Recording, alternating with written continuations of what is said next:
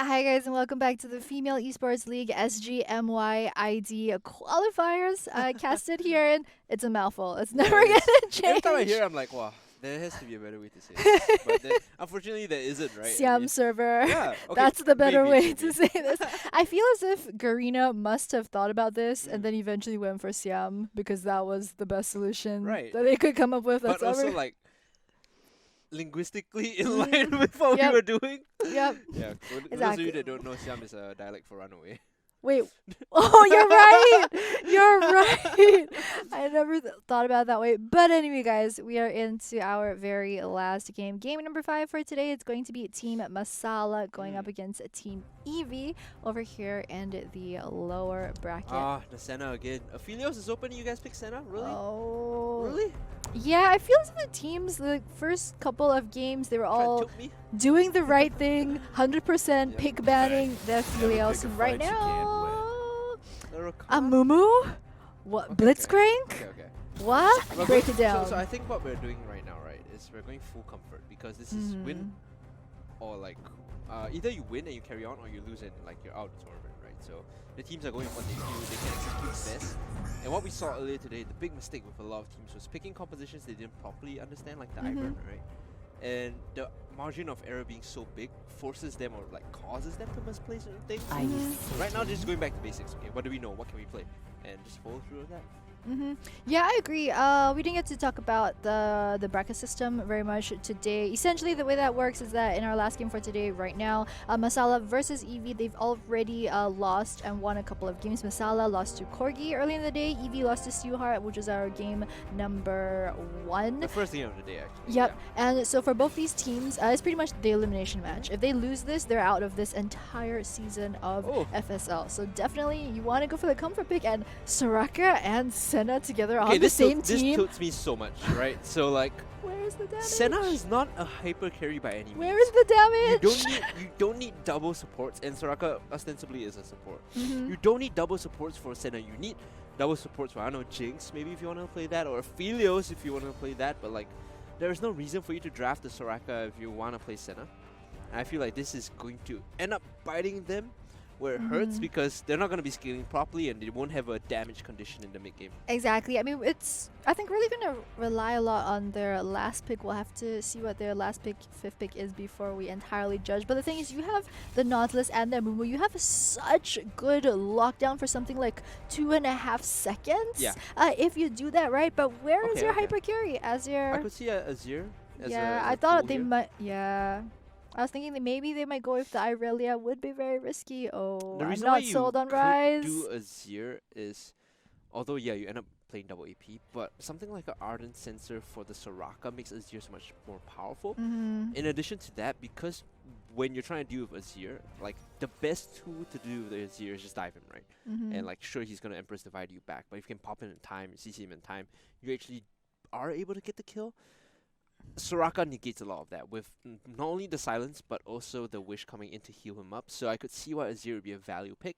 I read that to a certain extent as well. You do get the attack speed and the healing coming through from Soraka. So not ideal, but not completely terrible either. If they had locked in the Castanet, I'd just straight up like throw my sit down, just like leave the class. I am glad that they picked the Irelia. I mean, they needed a hyper carry. If they play their cards right, they will have one in the Irelia. However, looking at Masala's composition, they went for the Blitzcrank as well as the Malzahar. If done right, this is a team that will tilt you into oblivion. They've got I'm the trying cannon as well, to post that level 6. Think about how this matchup works because Malzahar. yeah, Aurelia will be pushed in quite a bit because of the sort of innate ability of Malzahar to spread the malefic visions. We're not gonna. We're Yeah, I gonna was use like- the proper name. I know what you like call everyone it. calls it. I know the We're like, space. Yeah, I know what you I was like, call it. oh no! I know. Oh no! That's what we've been calling it when we were playing. Casually. Yeah. Yes, the malefic visions. When those Yes. get to a certain, I think a level 3 with the void links, that's when it starts to push quite badly, and I think Aurelia gets pressured in quite heavily as well.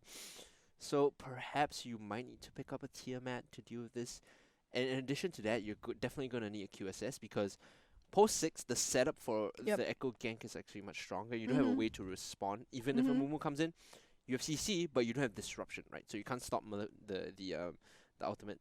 There's no suppression there, and of course, Echo in itself, although you can root him, you won't be able to come in time before the root finishes, and he's just gonna chrono break back. Yeah, the thing with the Malzahar is that past level 6, he's just got that every couple of minutes flash R and he just takes you out of the game. No League of Legends for you. Which is why I think QS's tax is pretty big here for at least the Irelia.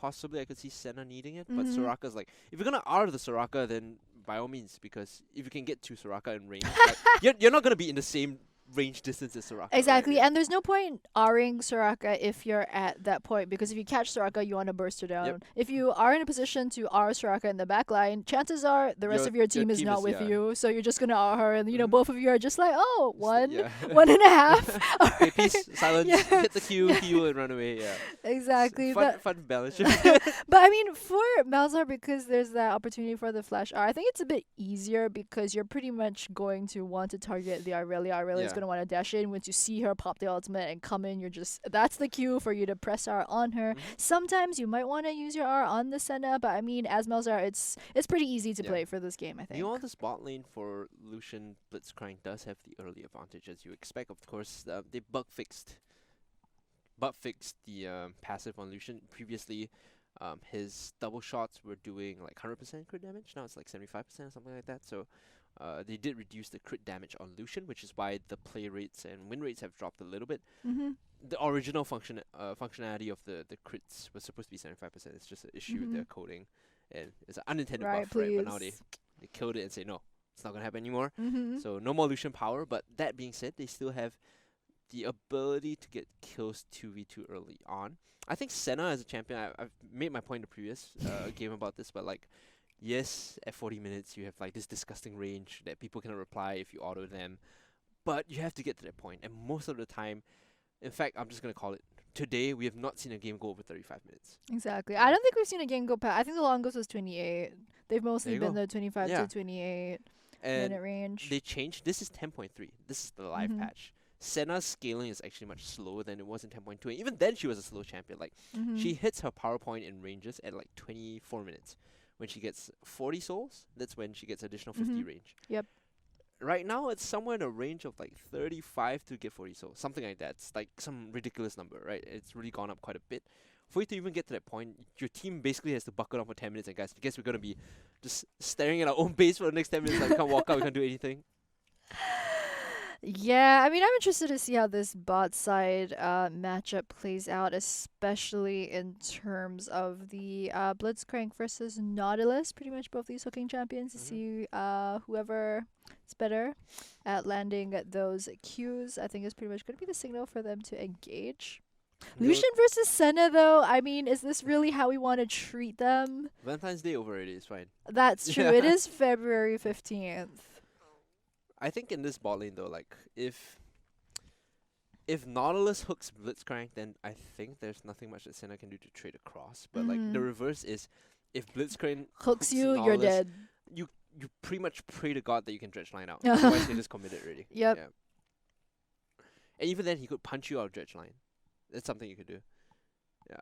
Oh yeah, we can E. You can punch the person mid dredge line, and it's gonna interrupt them. So yeah.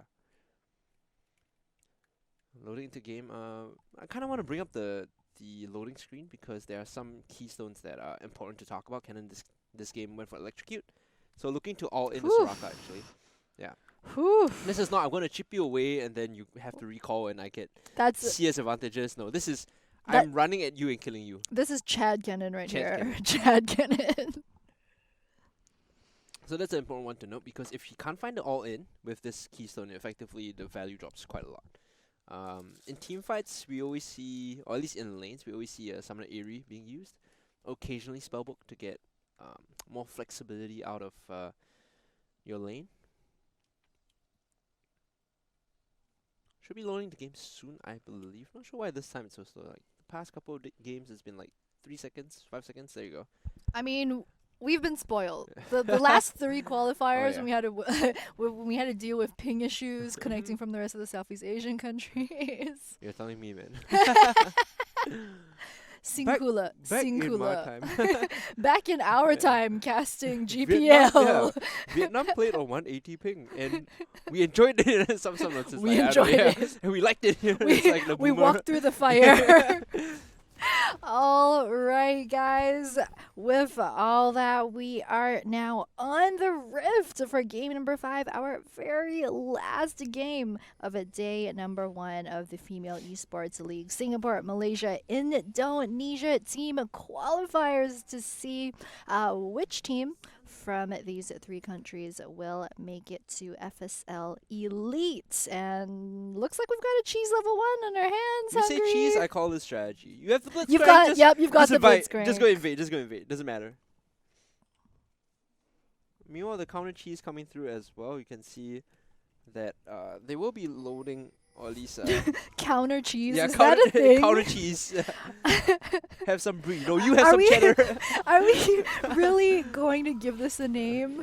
I feel Well, like it's just them defending against it. you know that meme that I don't see anything. Yeah. That one. Yeah, that's how I feel we should treat cheese. Okay. Just don't acknowledge it. This is just the proper way to respond towards blitzcrank is if you Mhm. think they're gonna invade your Group blue up, side, just yep. group up, right? Mm-hmm. Yeah. For memes and jokes aside, this is how you would respond to the blitzcrank. Now they're warding across because they don't know if they took a different path into the jungle. Yeah, really nice, careful play. Mhm. Really like to see this from both Masala and Eevee. As we were saying, just a lot of the lines is the elimination match for both of these teams. Whichever team loses has to wait, half a year for our next split of the FSL. So definitely both these teams want to get a win here so they can make it into the rest of the lower brackets games that will be played tomorrow. Okay, so skipping the Gromp entirely, I give that a thumbs up play because Gromp still gives quite a decent amount of EXP in this patch, but as long as she can hit level 3 real quick off the red cam, you just go straight to red and then do Raptors after, you should be fine. The reason why I don't like people doing Raptors is then you have like this weird zone of level 2 and 3/4 that you can't really do anything. Treated red into blue. Now she's gonna start Gromp. We'll get 3 on the Gromp. In fact, we should smite the Gromp here. Smite it. Wait for it. Soon. Next, yep. Okay, there you go. The reason why you smite it early is because of the echo passive. If the thing you're hitting is below like 40% health, you get bonus damage, right? So you always want to lower the health of your targets first, so you get bonus damage. Man, this Amumu jungle is bringing me back to like season 3, season 4, season 5. You see the problem here, Oh buddy. no! The problem is you did the Raptors and now you're low on health. Yep. And sure, you got level 3, but you have gotten level 3 without the Raptors anyway, and now you are in a world of trouble. Silence coming through, that's going to be refreshed, I think. It might not be able to pick up the kill though, as the pot is still ticking. But yeah, you see the problem. This is why you don't get greedy with your camps. You get forced out very simply. Yeah, Masala weren't really able, I mean, because they didn't get the kill, so it's a bit of time that they expended on their part. Also, they weren't quite able to pick up get the red buff steal off of NAs for there for seconds too late. It looks like NAs isn't actually going to head back into this. Yeah. That's the thing with the Amumu jungle, because you will take the W over at level 1, and then you go very low in mana, and then you also get very low in health on your first clear, which of course is what Team Masala was trying to exploit. Looking for the play here, Flawless Duet is gonna stun up the Malzahar, but the Malefic Visions will drop her health just a little bit more. All in all, a decent trade, but remember that she does have Corrupting Potion to heal up. Meanwhile, Naze is gonna be stealing the Raptor camps away. This is a very gutsy and greedy Amumu. I'm not sure if this will pay off if she keeps doing this. Like, once, twice is fine, right? But now they get spotted out, might be very tricky. Dredge9 is going to find the Lucian here. Actually, a lot of damage. The Ignite was used early and the heal soon after, so now that Kivs is falling very low, the flashes are going to be coming through. Remember that Anaze wasn't seen on the bot side, so if they connected the bandage toss, might be able to find something, but no, the dash away. Meanwhile, here comes the cannon. They're looking for the kill. Who are they focusing now? It's going to be the Nautilus first, and the second to go down should just be the Senna here. Great teleport coming in from not just the top, but the mid lane as well. And suddenly it's a party in the bot lane, And even though it's a surprise party of Mumu, not really a big fan of that. Yeah, this is something I think we didn't mention over in Champion Select in terms of summer spells and globals. The fact that Team Masala have the double teleport on Malzahar as well as Kennen. When you look at the squad of Team Eevee, they actually are running no teleports, Yeah. which means that Masala have the absolute advantage. You saw how quickly they're able to turn the 2v2 into a 4v2, and the fact that you know both Miles and Kennen use their teleport at the same time, it just means that It's synced up. exactly, it's synced up, and the next window for them to convert any skirmish into a 4v2 is just so easy for them to execute right now. But very well done on that first blood. Unfortunately, one of the kills did go the way of the Blitzcrank, so that sort of Unfortunate. yeah, unfortunate because like you wanted to go to Lucian ideally, but it Well, just gives the Blitzcrank an early Mobi's boost. I mean, so. if you're the Blitzcrank, you're like, yes! Hey, money. Only have like one skill that I can KS with, and I did it! I did it! There's that Battle Boss Blitzcrank with that, what do you call that? Like, A claw. the gyappy thing? Yeah, the claw. The gyap gyap. It's like, you're old enough to remember like Toy Story 1, like the claw. Excuse me. There was, bringing up my age was unnecessary, alright? It's funny because a lot of people on the broadcast wouldn't like remember Toy Story 1. I feel like. Oh my yeah. god. You know, like, I had a friend who said that, like, in her Discord channel, like, most of the people in her Discord channel are too young to remember Neopets. Oh wow. They don't know what Neopets I played is. that, like Right? a lot. I mean, I play that too. Go to soup kitchen. Get some- Exactly. But hoard your yeah, negs, yeah, those exactly. paintbrushes. But Wow. kids these days, they don't like, they never played Mirka Chase.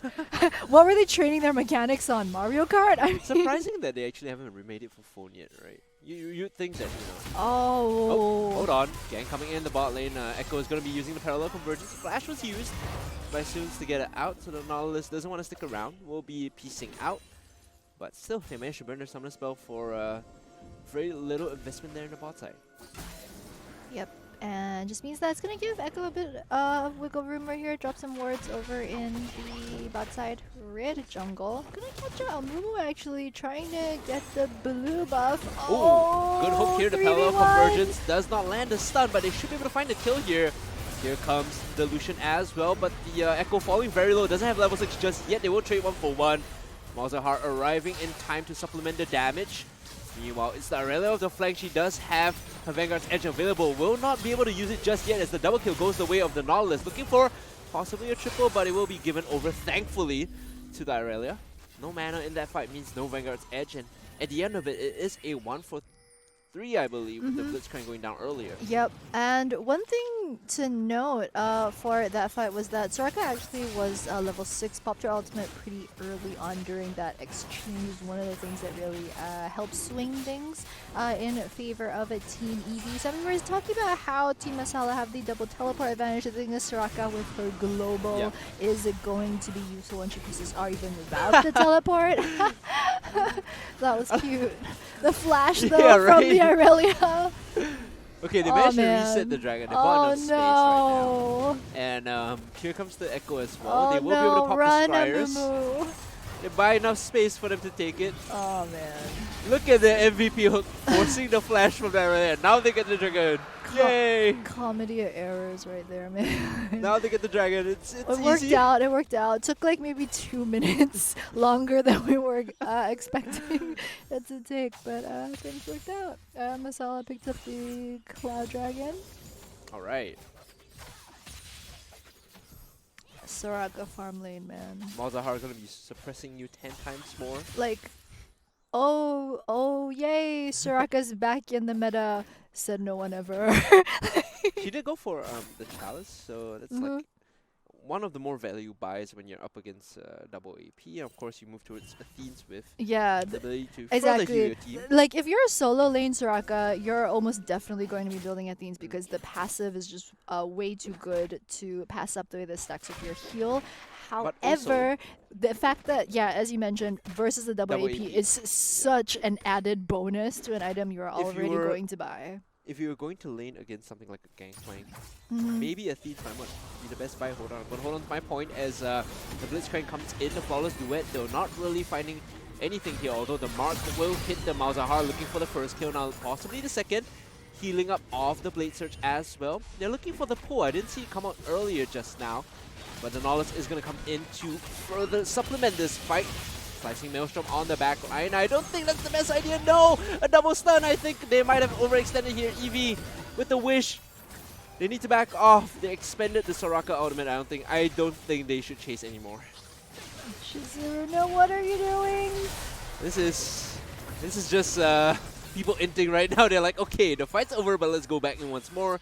And Lucian with the culling tried to find a kill on the Senna, but yeah, wasn't able to get it. Yeah, I mean, Chizuru, not the best path for her as well, walking straight up through the river when neither team actually has vision. Right there, QFC did look to try and punish it, but the rest of Team Eevee were just way too close and we were able to get the gap to close it down. But yeah, a bit over aggressive, I think, especially NAs, after they landed that beautiful combo with the Aurelia ultimate and then instantly into the Amumu ultimate for maximum lockdown. That was very nice. I think after that was kind of the signal for them to back off, but I think they got a bit eager over their success at that point. No, the thing is, I've noticed that every time someone pops an ultimate for nothing, right, and they're like, okay, they've expended a big ticket ultimate, or we can go in and chase for more now. Whereas the right play should just be content with them using an ultimate in the first place and then backing off, and then looking for a separate window after that instead of chasing the play, as it were. Okay, so she did go for the Tiamat early on, but skipped the QSS. Moving straight into a Wit's End instead. I guess because she is ahead in lane, 3-0-1. Very low fear of getting suppressed into a gank from the Echo. Yep, right here. Oh! They know. It's okay. That's cute though. Panda smile. I was just tracking in the shroud the path that Kennen is Kennen is a ninja, so I'll give it to them. Yeah. You're a genius. See? It all makes sense lore-wise. It's almost as if this is your full-time job.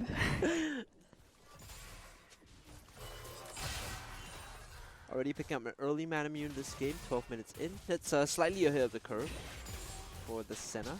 The thing with the Amumu Soraka over and top is just that as a Kennen, you have pretty much nothing to fear. You're like, oh look, it's a Raka Amumu. Yeah.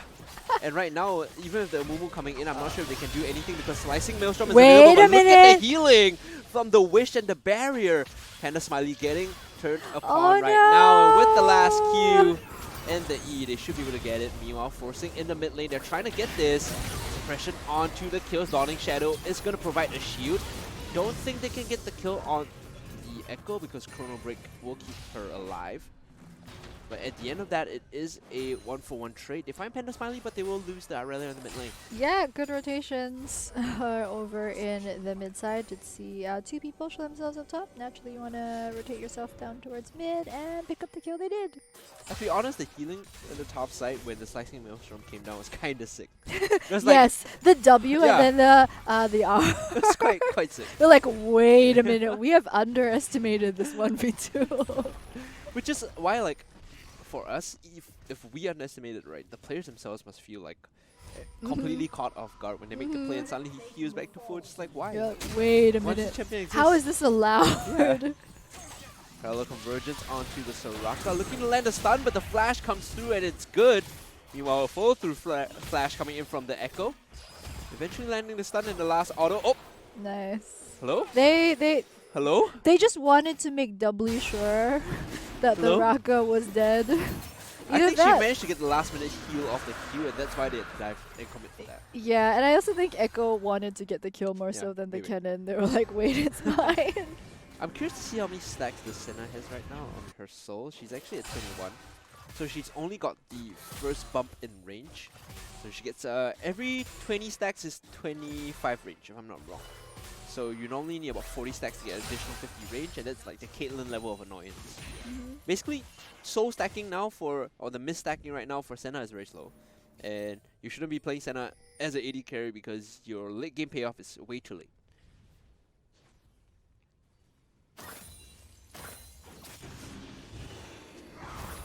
Reparo still available, 14 minutes in, either team moving over to take it. Oh, she missed the cannon. No. Yeah, this is a much more even game. I think this is the most even game that we've seen the entire day. 15 minutes, and the goal difference is what, 500 gold. It's barely Yeah. big enough to talk about. At the 15-minute mark, both teams equal in terms of dragon, no towers being taken yet. Just we've been seeing a lot of very good cross-map rotations. Like when we see someone, the jungler shows themselves up top, the other team instantly makes something happen, and it's just what we've been seeing for the last 15. I can't believe I'm gonna cast Soraka solo lane top getting ganked by a Moo. It's like, what year is it? What year is it? Season 1. And like Ash being in all the games as well. Engage coming in, parallel convergence though will be able to lock up the knowledge here. I believe Dawning Shadow buys some time for the support, flashing out as well, but the stopwatch will keep her alive for a second longer and no more as the chrono break comes through from the Echo to keep herself up. They should be bot tier 1 falling here with the play being set up, and that was patience personified by the Echo there in the bot lane, managing to make the gank happen. Yep, and with that, Team Eevee are going to be able to finally pick up Shelly over in the top side. Did send Jesslyn down there just to make sure that they're able to pick that up without any problems. And just as we were saying, the crest map rotations, Masala instantly going towards mid-side, going to need to pick up actually their second tower of the game. So it is a pretty even swap overall. Team Eevee kind of have the potential to win the swap if they get maximum utility out of the Shelly. So we can't say just yet, but instant flash from Mazahar Cube missing. Oh, the minions blocking the Dredge line as well. That's so good. Value play. What is going on? Like, I don't even know anymore. Yeah. This just brings me back to the old days of League. Yeah. Like harder gold. Oh, RIP DFG. Oh yeah. Even. That item was pretty broken. I think it was But almost anyone that played mid at that point in time, like, is DFG busted? what was the stat though? Like what, less than 5%? Well, 3% of players were actually pressing their DFG out of the entire player base. I mean, sure, it's like what, 98% of pro population, but like, you know, with the pubs and everything, it was what, 2%? Like, the active was completely broken. For those of you who don't know, like the newer players, DFG stands for Deathfire Grasp. It was a component. It was a finished item that had an active, which would basically burn, I think, like 10% or 15% of their max health and amplify any damage that followed through after. Any magic damage. That followed through after. It was pretty much, I say pretty much it was. It has no counterplay, basically. Yeah, and every single AP mid laner bought that item. AP mage. AP assassins, maybe more. So like your LeBlancs, your Aries. Ari was the biggest offender of this nonsense. Exactly. Yeah. Pretty much you go in, you press your DFG, and you lay out your full combo. You just, and like, if zero they're walking counterplay. in, you DFG and charm at the same time, and then you just pop the full Exactly. And like you press it, and it was something like what, a 90-second, 120-second. It had it wasn't a very long cooldown either. Yeah. So pretty much if you see someone and you know you're gonna engage with them, you just press it and then you go for a combo. I think also in the past, Ari's charm amplified damage from herself, which was like, I don't even remember, but it was so busted because then like the DFG and the charm overlaps and they stack. So yeah, trip down memory lane. I get PTSD thinking about it. I played from that time period. Oh, I see. I played mid lane Ari with the DFG. Now Ari's been nerfed so much compared to the good old days. Hopefully we'll find out what's going on on the technical side. I believe production is trying to figure out what the cause for the pause is. Cause for the pause. Hey, I rhymed mid and did, and no one said anything. Like so I tried to make this one more obvious to get some props. But anyway, we're back into. Get off the mic. It's the last game, alright? Cut me some slack. Can't believe I'm seeing you again tomorrow. Remember I was talking about how the changes or like the bug fixes to Lucian's crit came through, so it's not gonna get a lot of value. Oh no. But essentially now, because of that, we're seeing a lot of Lucian players go towards the builder ranking first. teleport coming in. Collapse from Great Eevee. flash into the Curse of the Set Mummy, and the counter engage from the Slicing Maelstrom will pick up a nice. Vanguard's Edge will only find a single Blitzcrank as the Mark is going to take down Panda Smiley. So they trade 1-for-1 so far, as the Arella is looking to push forward and will get caught out by the suppression, and the hook back in is the wish enough though. The Soraka trying her best to keep her team healed up, but will get caught out. Senna falling eventually. All in all is a 1-for-3 trade, and they will be able to open up the top half as well. Yeah, one of the... Oh, wasn't able to get the gap close onto the wall for the safe recall. One of the things I think we haven't mentioned yet for Team Eevee is that Amumu Ultimate is crucial to their engage. Yeah. We've seen how they're able to stack it with the Irelia Ultimate. So they do have some sort of follow-up CC or some type of secondary engage with the Nautilus, but in an ideal situation, Eevee really want Amumu to have the ultimate available for them to win the team fight. In a So perfect world. exactly. So we saw Amumu use the ultimate earlier at the start. There's absolutely nothing wrong with that, of course. I mean, we saw the cannon teleport in and then Amumu for that very good lockdown. Pretty much, if you land your Amumu ultimate, you're getting 1 kill. The thing is, after that's over, how do you then win the team fight? Is, I think, a bit of an issue. Dragon spawning, it's gonna be Inferno here, and they're setting up the play to parallel convergence. Sneaky! No one's gonna walk in, there's like a little too telegraphed. It's like, You say that, but I mean, put up a sign, free candy, not ambush here, like, no one's gonna walk in, right? Speaking of walking in, the ladies from Eevee will be looking to contest this, and they will not be able to steal this one away as the fight breaks out. The Dawning Shadow on the back line, but the Slicing Maelstrom ripping everyone apart. The Soraka, though, finding the first shutdown as the healing will follow through, and I think Jesslyn on the Soraka is doing more than her fair share of work to keep everyone topped up as they run them down and land the stuns and the CCs and the dives, and it's all gonna fall into place here. Wish one more time to keep them all healthy, and just bandage shots. Why not just tank the turret, because you got Soraka healing up. No one cares. One more Q. Out just for show. What? There you go. What? One person at Mumu ult? Just a friendly reminder, after this, hit onto change.org. I have a petition out to remove Soraka from the game. It is not fun at all. Guys, if we get enough signatures, maybe we can make League great again. Legally, at 10,000 signatures, the president will have to look into this. So no, I'm messing around, yeah. But just on a serious note, this champion is really one of the tools that you can make use of to minimize the margin for error when it comes to taking fights. Like, it doesn't matter if you overextend or you get caught out or your front line gets bursted down, because the heal from the wish as well as the normal heals and the silence makes it so difficult to finish anyone off.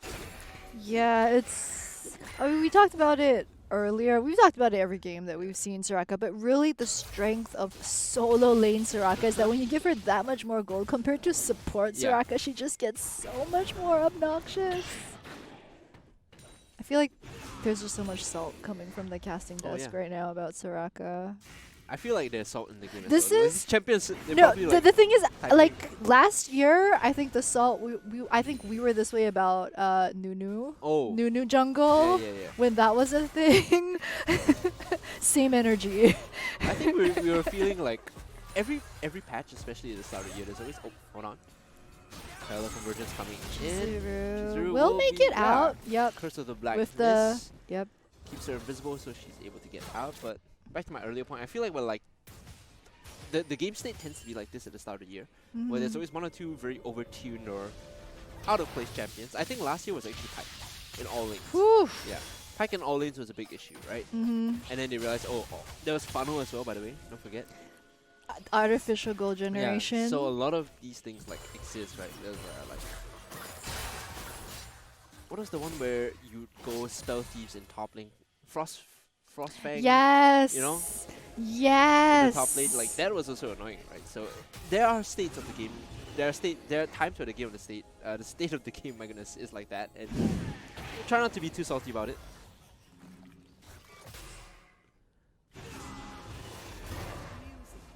Yeah, and 22 minutes in. Game's actually almost dead even. The gold difference is actually just 300 gold right now.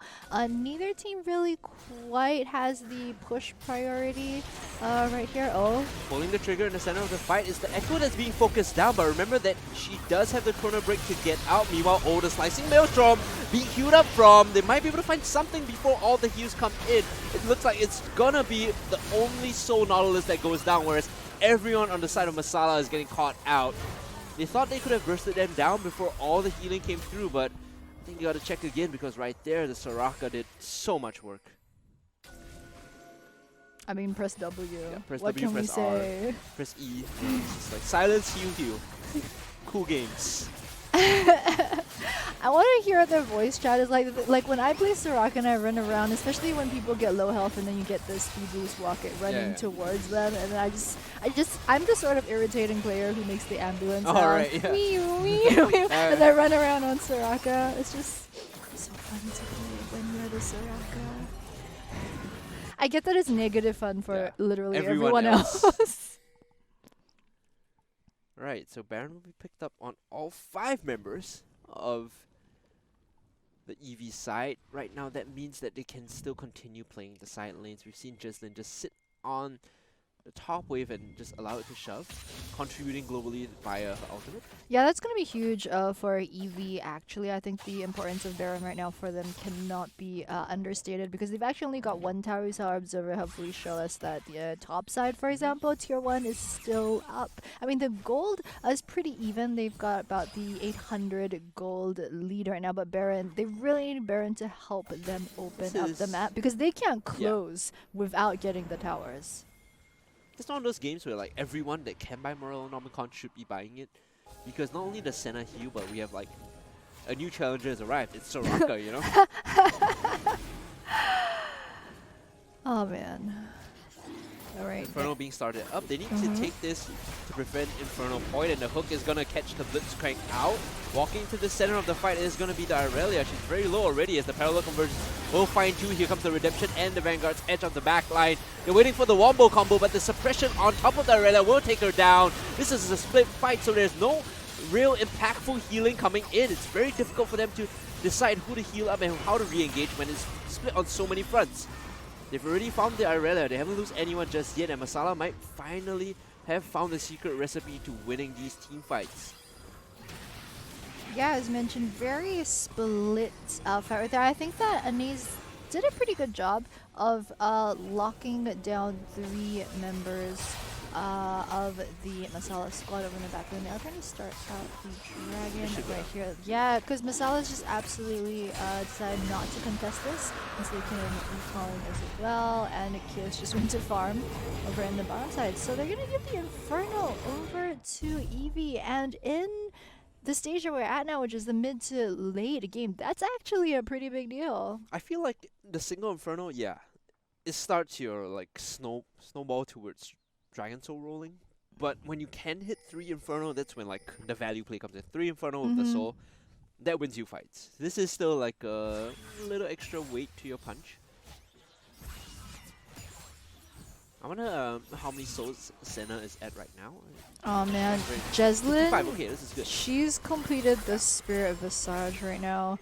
And I mean, pretty much when you're max build Soraka, and if you're stacking the regen and the healing, the self-heal, that's you get so hard to kill in the extended team fights, because there are a couple of ways that you can build Soraka, right? But when you go into the Spirit Visage, when you have the extended team fights, you're pretty much unkillable because you're just going to be regenerating health and you run around healing the rest of your team. It's so irritating. But she's completed that item. Okay, Chizuru's at 60 souls right now, so this is going to give her additional range, and it's actually ahead of the curve. 26.5, 27 minutes is earlier than you would expect, and that's largely because there's been so much fighting, so much space for her to proc the miscollection on the autos and the Qs. She's actually ahead of the curve right now.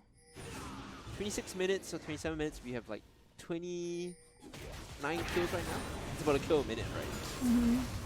And she's been involved in 15 of them. Whew.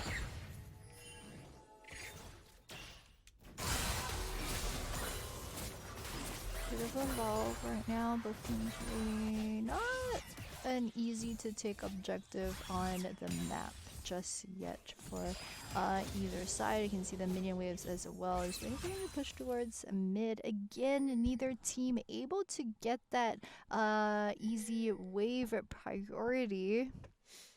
Something that has been an issue throughout the entire game for both of these teams. Neither team really has all the best wave clear just because of the champions that we're seeing from both sides.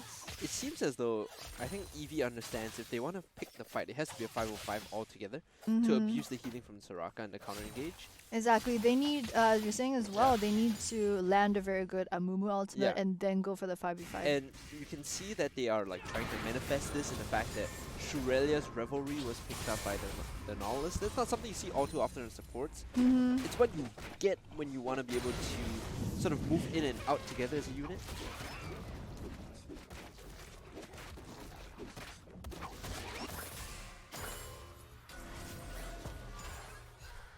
Get that soul. Or is it? Are these records in this this iteration of the skin? I feel like they're records, right? This is like true damage. Are they? Center. Yeah, it's true damage center. So oh, like I records. just, yeah. I'm like, oh, they're just floaty orbs of life. Yeah. Alright. I mean, I call it like that. That just is just like her ghost walk. Ghost walk. Yeah, no, because the pike one, in my brain calls it like, I mean, water walk, right? So then the Senna one to me is like, it's her ghost walk. It sounds cool. You have a very practical understanding of the game. I like it. And then like the Blitzcrank is like the kyap kyap. The kyap kyap. And the world is different in my brain. They're looking to set the play on the top side. Top tier 1 needs to be defended, but if you look at your mini-map, Janet is on the bot lane just pushing in. So best case scenario is going to be a 4v5 until she teleports in. But a hook into the Amumu, is that who you want though? There was a bit of hesitation there because she was on the turret, so they're like, wait. Yeah, maybe not. Yeah, that's like the classic hooking the Morgana into your team move. Or like they cut in this like the street. You're wondering how I got here. And speaking of got here, the fight's gonna be breaking out. The Vanguard's edge on the back line. Here comes the redemption. Teleporting is gonna be Janet, but it might be too little, too late. As the next person to be focused down is gonna be the Echo. There are still 5 members of Eevee alive, and they're gonna walk it in here. You can see Soons was a bit over enthusiastic. Everyone's like, no, back off, man. We can't take this fight. We gotta move over to the Baron because right now they don't have a jungler, and we do. This is our time to shine. We can take this objective, no problem. Yep, it would be a 3v5 if Masala want to contest this though. It does look like Janet and Kids over on the side. I don't really think either of these short-range champions can make something happen. The Cannon might have something to say with a flash slicing Maelstrom, but that being said, Wish is still available for Jaslyn. If you overcommit, you might just get baited in, and they're going to heal up, they're going to turn on you, they're going to kill you, so the right and smart choice here is just to back off, give the objective over, and play the slow game, wait for the buff to expire.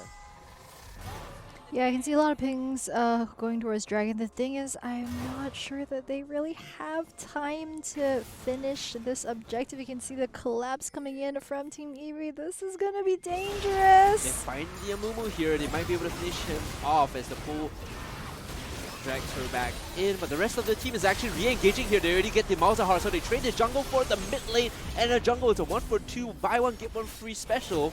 Might just get a third, and with that, this is a secure dragon here. You have to think that there's no one else to defend. Yeah, that's what we were saying. I mean, Masala had good instincts, I think, to want to go towards dragon. But the thing is, maybe rotate faster. Rotate when you see that Eevee has 5 members doing the Baron at that point, because with the Kennen, Malzahar as well as Lucian, you're not really in a position to try and steal the Baron. Sure, you could have Kennen lay down his R, but then what are you going to actually use to steal the Baron at that point? Because neither Malzahar or Lucian are exactly, they can't snipe the Baron or secure it at that point. So maybe go towards Dragon a bit earlier. But because they were late, they thought they could find the pick on the Amumu, who for the most part was very tanky. Bought space and time for the teammates to come in and take that objective away. Right now, they are sieging on the mid inhibitor turret. The hook came out and went wide. Are they going to force this? I don't think that's the best choice because Panda Smiley is just split pushing in the bot lane. She has the teleport, so she can come in with a flank if they need her to. There's no reason for it to retreat just yet. They can just hard commit towards the bot side.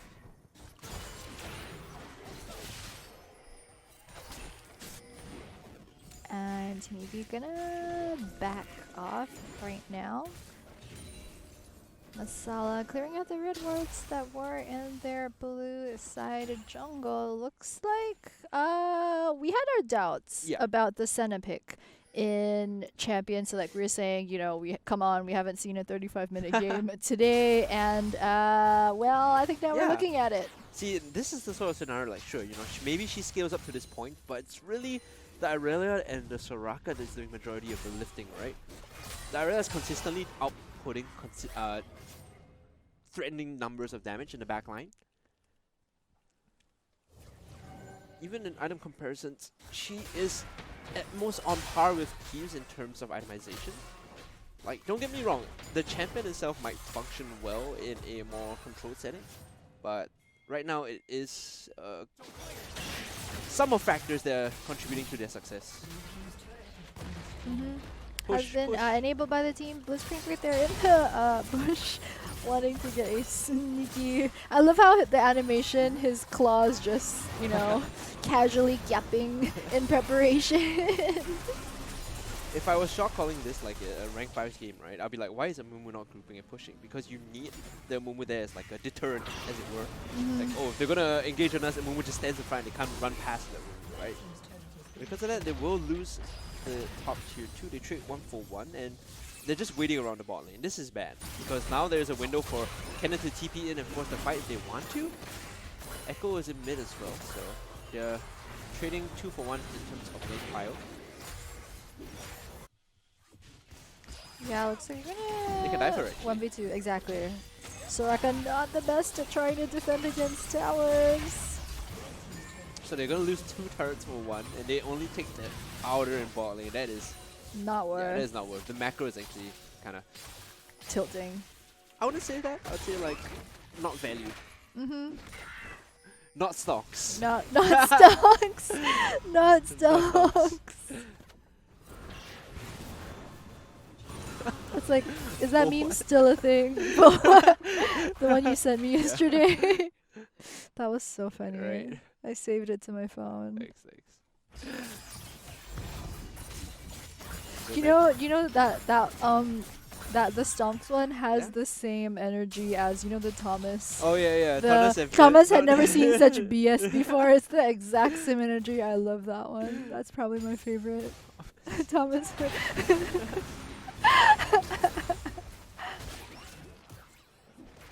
Bit of a ARAM situation going down here right now, ladies and gentlemen. Yeah, I mean, Soraka in your game, that's got to be ARAM. Come on. The problem with this is they don't have like a true tank apart from the Amumu, and he's very much not going to be like, they don't want him in the fight. Yeah, he's not even really tanky because he has the Abyssal mask. And Stoneplate, right? Yeah, and Stoneplate. But it's kind of counterintuitive because best case, you do manage to catch like 3 people out. But everyone, the moment they see you, they just like scatter like the wind. There's a Mumu here, you know? Yeah, and the thing is, so he's just finished the Thorn Mail as well. And the thing is, the enemy side is 3 AP because they've got the Oh, hello? Why would you flash in and get caught? The Dawning Shadow being used, the teleport coming in as well. There is still the heal, but you have to think that was a bit of a odd choice coming in. Kazura actually flashing forward and eating the hook there. They did manage to... The play did prompt the teleport from Janet, but they still lose Prio, and now the hook onto the Aurelia across the wall. She's isolated alone. They might be able to find a kill on the Malzahar as the stopwatch comes through. We'll be able to trade 1-4-0 right now. It's a series of rather confounding plays, if you ask me. Yeah, I think the last 36 minutes, that does sum it up quite well. The base! The base, guys! No! Stop the recalls! You had one job! Stop the recalls! What is going on? Right. They will find the Echo still pushing alone. Chrono Break is going to pull her back to close to full health as she protobelts away. And remember, Echo is a relatively slippery one. As they chase down, they will be losing the dragon, and they might possibly be losing the top inhibitor turret as well. Are you kidding me? What is with this fancy footwork? There's no way. There's no way he's getting out. No Oh! way! Come It's on! a knight as well. What? No way! Oh no! Oh come on, man, Blitz. That was insane. That yeah. They did lose the top inhibitor turret for that play. Like that series of I can hear the music in my head. Oh, And then like chasing down, like trying to kill him. What I saw at the end, you know that meme, the Spartan guy. He's like, "Are you not entertained?" That was what I was seeing. They made the play and they chased it, and now someone needs you're gonna get buried. I need like a clip of this. Oh, watching this on YouTube. Yeah. They need to interrupt this though, because if they do get this, they'll have the fast recall, and Cannon will be unable to fully push in the bot wave. So right now they're like, all of their sort of macro where they've been sneaking inhibitor turrets left and right cannot be executed anymore because they have fast recall with Baron buff. Yeah, I agree. And the thing is, their excellent macro has been what's actually been keeping them in this game. You take a look at tower score. Actually, it's 8-3, despite the fact that they're actually 4,000 gold down, and that's all due to those rotations, the good timing, and that macro and being able to sneak those towers. So against the Baron, it's going to be difficult for them to try and keep up that level of sneakiness. I love, look at that Blitzcrank skin. You see the way he's just, like, casually waddling around with that huge claw. Blitzcrank's like on a roller, you know. He looks like he's got the same color scheme as Buzz Lightyear. Oh yeah, right. He looks like a huge Buzz Lightyear. Are we allowed to say that? Yeah. I think that's completely fine. Oh, the hook in. They would eventually finish off this mid inhibitor turret as the push comes in on the top side. Is this a base race, ladies and gentlemen? I hope not, because this might be the most climactic way to finish it. They immediately pop Janet, and now they're looking to close off the game. Yune still inside here holding the defense. They finally finish off the inhibitor, but meanwhile, they will trade an inhibitor for an inhibitor. Dawning Shadows coming out, will be able to find Hughes, and now the stun on top of the Blitzcrank. This might just be the game. I think, what are they doing? They weren't even on the same inhibitor at that point. How do you base race when you've got two people in the base and one is top and one is bot? What is going on? This game ends the way it basically unfolded, in a very confounding and confusing way. Yup. What just happened? Where's it? What did we just see? It's a fever dream. Yeah. After coronavirus, it's a fever dream. Come down. That was a joke, right? Yeah, you can see the damage dealt on your screen actually, shared between the Malzahar and Lucian on the Masala side, whereas, like I said, you know, the Aurelia with the Hughes backing her up allows her to output significant damage in these fights, and she's been the one that's, you know, popping off when it comes to finding and isolating targets. Yep. Well done. Nice healing there. Good job, Riot. 38,000. That actually negates pretty much the Malzahar, and that's like two people on the squad. It was like they were combined like 40,000 damage. It was like 20k. Okay, to put in perspective, everyone on the side of Masala, if you add up the numbers, not even like half of what the Soraka did. So fun times. Fun times. Right. This is I think that concludes day one. That was our sort of lower bracket match for today. Unfortunately, Masala will be eliminated from the running. Commiserations to them. It was a good fight. They did put up their best, I would think so. And with that, guys, I think tomorrow we will be looking at the continuation of the lower bracket as well as the winner finals to determine who is the representatives of the Singapore, Malaysia, Indonesian server in the FSL Elite tournament. Unfortunately, also we have to update you that FSL Elite that was originally slated for, I think, 7 and 8? 7 and 8th weekend in March. 7 and 8th March has been tentatively postponed, or at least is postponed, right, to a tentative date due to the coronavirus going around. So everyone, do stay safe. Wear a mask if you're coughing. Stay home and play games, Play which is what we've been doing. Pretty much. I would like to also shout out to our sponsors for this seasons of FSL this year. Of course, big props to Dreamcourt, Super Solid, Yahoo, as well as Aftershock. Without their support, of course, I mean, FSL wouldn't have been possible. This season, we do have the upgraded prize pool, more teams. More games. And we're running more titles as well. This is just League of Legends. This is just us doing what we've been doing for the past 3 splits, but suddenly we're getting a lot more involvement with the other titles. It's gonna be hype. It's gonna be dope. It's going to be really hype. Of course, once we have a new date for FSL Elite, we will, of course, keep you guys updated. But with that, guys, thanks for sticking with us. Thanks for watching all 5 games for today, which is day 1 of the FSL SGMYID qualifiers. Day 2 will be tomorrow, right here, same time as well. We are starting again at 12 p.m. We will have 3 best of 1 games, followed by, as Daryl mentioned, our best of 3 grand finals to see who will be our representative from our server in the eventual FSL Elite. So, guys, it's been a great time casting for you today. Once again, I'm Jenny Rayrichu Lee. You can look for me, I guess, on my socials at Rayrichu. It's pretty much across whatever, all these socials out there. I probably have them. And Daryl Hungry Cast Lim. Yeah, literally right there on Twitter. That's about it. My social media game is just like, it's horrible. So it doesn't matter. I was like, wait, is that a chef's kiss? No, it's the other one. It's the other one. It's the other one. All right, guys. Thanks so much for tuning in. We'll see you tomorrow.